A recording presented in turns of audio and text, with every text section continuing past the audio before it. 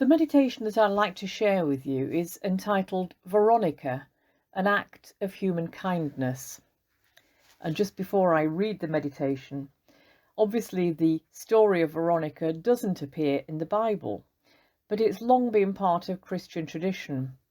And actually, isn't it likely that someone would have done what she did?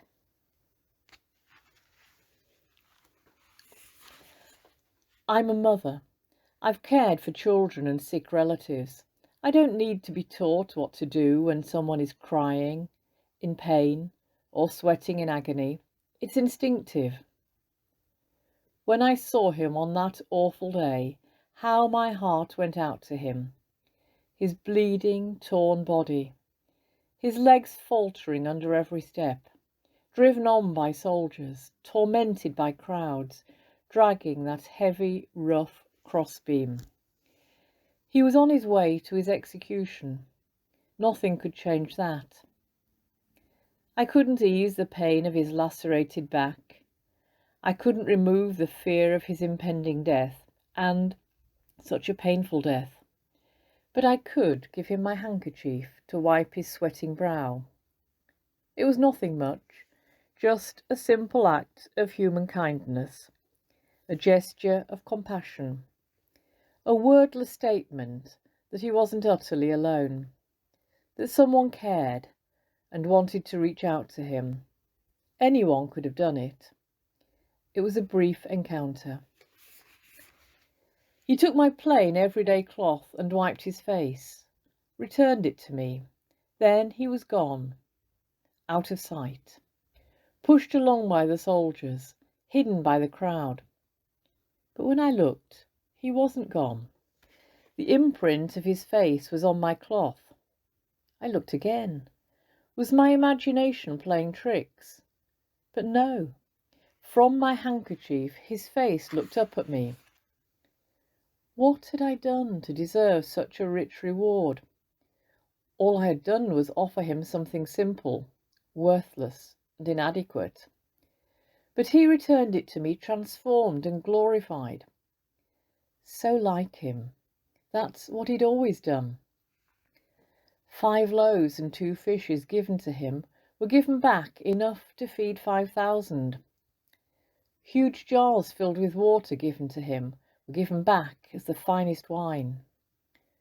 Broken and sinful lives offered to him were given back restored and beautified. I do not need his image on my cloth, for I will always have his image in my heart. But that is his way, the way of grace and blessing. I hope as he gives up his life, his death will be transformed, his sacrifice blessed. And dare I somehow hope and pray, given back to him, made new, and making others new.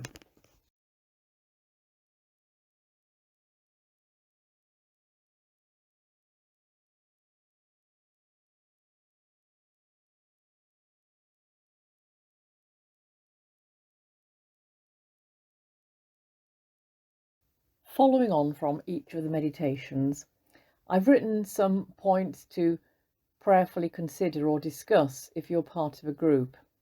I'll share a selection of them with you now, which you may like to ponder or indeed reflect on later.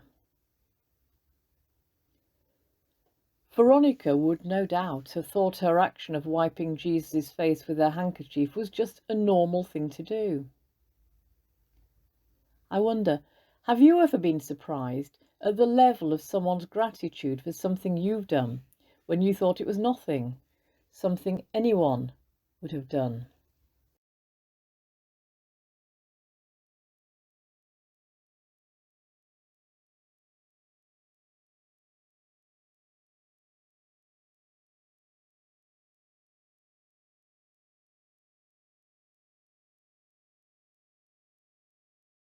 Cynics would say offering a handkerchief to a man about to be executed, or a cup of tea to someone who's just been bereaved, doesn't change anything for them.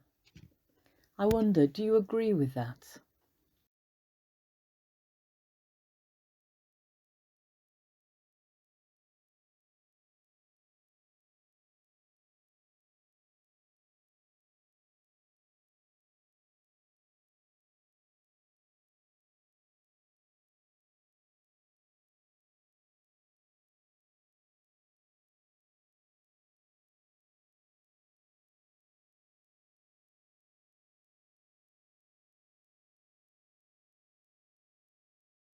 Veronica gave Jesus something very ordinary, her everyday handkerchief.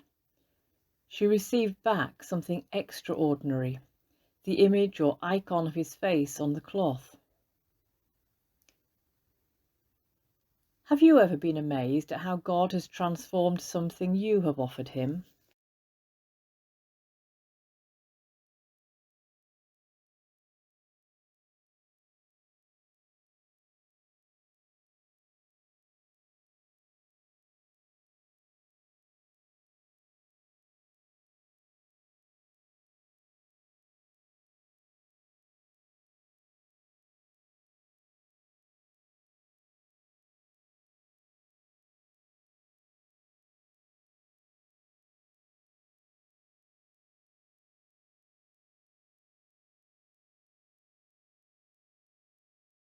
Are we able to discern the image, the icon of Christ in other people, those who, like us, are made in God's image?